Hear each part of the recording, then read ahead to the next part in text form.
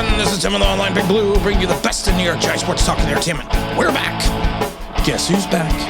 Back again. Online Big Blue is back.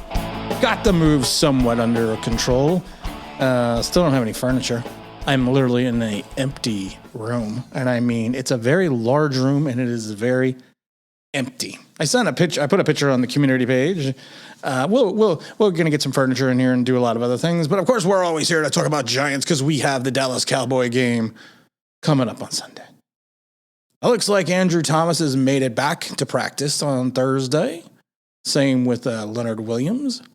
He didn't practice on Wednesday because he had a foot problem. Joe Judge, of course, said he'll be back to practice on Thursday and didn't indicate there was any concern for this weekend, so that's always a good thing.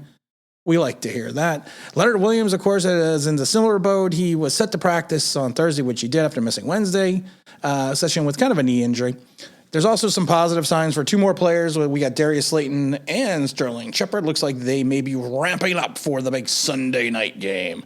I know some people aren't going to be overly concerned or overly happy about that because of the way that the Giants performed and the way that Kadarius Toney performed and the way that old Kenny G did. But you know what? We need all the reinforcements that we can get going into this Dallas situation. I didn't do a video on Jalen Smith because, first of all, my equipment was down. But I didn't really feel like there was ever even a reason to do a video on it because I knew he wasn't going to sign with the Giants. The Giants had to restructure James Bradberry's deal again and push more money out so they could get $2.75 million in cap space because they only had $500,000. There was no way in hell they were signing Jalen Smith. And honestly, he doesn't really fit the Giants system. He's not really, he's Blake Martinez for all of his, I don't even want to say shortcomings, but Blake Martinez is a much better cover linebacker than Smith is. And that's not a slight against Smith, but they're all kind of both in the same mold, I should say, when they really get into can't even talk today. When they get into tackling the running back or anyone else in the middle of the field. It's been a long couple of days, guys. I'm just glad I can come back in here and do a video, kind of decompress and get my brain back into gear. One thing I did want to talk about is Micah Parsons. Yeah, Micah Parsons, guys, he is going to be this guy that is going to be the thorn in the Giants' side. He really is. And it's not because of the fact that you don't think that Kadarius... Oh, we have someone calling in here to the Online Big Blue Studios. Hold on one second. Sorry about that. I was going back to my unprofessionalism. I had to pick up that call. He's going to be something that the Giants are... He's got to... You have to play him twice a year. The same thing with Devontae Smith.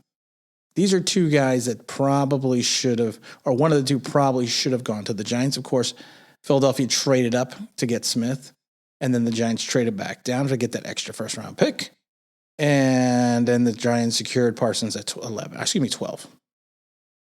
He's an impact player, and he's going to be an impact player. And if you watch him play, you can see that he is gaining more strength. He's got 17 tackles, 2.5 sacks, 2 passes defended. He has a versatility in the blitz, on the blitz. He is not really a good cover. He can be a better cover guy, but he's still having issues as a cover guy, and most rookies do when they first come in. He's a solid, and he's going to be a solid professional. And I think in some words, and I don't want to say it, I think he's going to be elite. And I love it because Joe Judge did say it. I think this guy is going to be one of the elite players in the league, Joe Judge says, for a long time. Yeah, I do too, and you are going to have to face him twice a year. That to me is going to be an enigma wrapped in a riddle. It's just, I don't know. It's just something we have to look into, and it's just something that I understand they went with the option to get the draft assets for next year. And, I think, and I still think, and I've said it before, still think they're hedging their bet on Daniel Jones. But I think there are just certain players, and I said this even before the draft, that you see that they are a transcendental talent. And if Michael Parsons can figure out how to be better in coverage, he's never going to leave the field. He never leaves the field now. I've said it before. I said it in that Hall of Fame game. I was like, it's almost like there was 2 number 11s on the field. How are the Giants going to handle him, though? That's going to be the biggest question. And I think about it because of the fact that if you want to break it down, you don't know where he's going to be on the field. And one of the reasons why they got rid of Jalen Smith was because of the fact that Micah Parsons could do so much. And also they had a couple of linebackers coming back and he was more expendable. But Parsons is going to be an integral part of this defense. And I worry about when they line him up. And I think they're going to start using him more in a pass rushing situation. And I think that's really where he's going to show his wares. So do you keep the extra blocker, an extra tight end? Do you keep an extra running back? There's Elijah Penny I know Elijah Penny's more of considered now a third down back, but he is listed as a fullback. Do you keep him in the backfield to help keep Daniel Jones upright?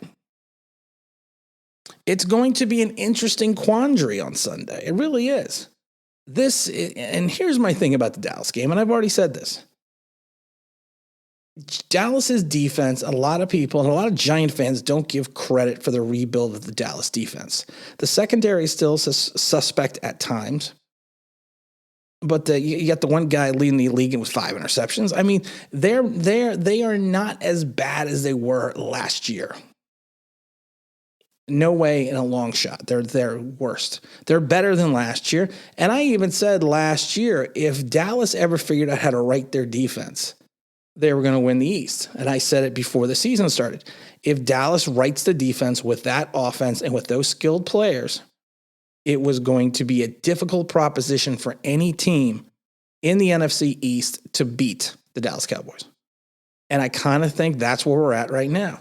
The Giants are going to have an issue on defense because of the fact they are going to literally have to figure out a way to basically contain all the skill players the Cowboys have. And then the way Elliott broke out last week, I said this in a video the other day, but personally, if you trust Adoree Jackson and James Bradbury, I would stack 7 in a box, slow the run, try to generate a pass rush, and I would turn around and go to man-to-man coverage. Even though they also have a tight end now that can wreak havoc. That's what I would personally do. That's what I would do. Because I think that would give them a better opportunity to win. And and at the end of the day, that's all we're looking for. It's looking for another W, looking to continue the streak. Because the worst thing you can do is go 1-4, especially with the schedule that we have coming up.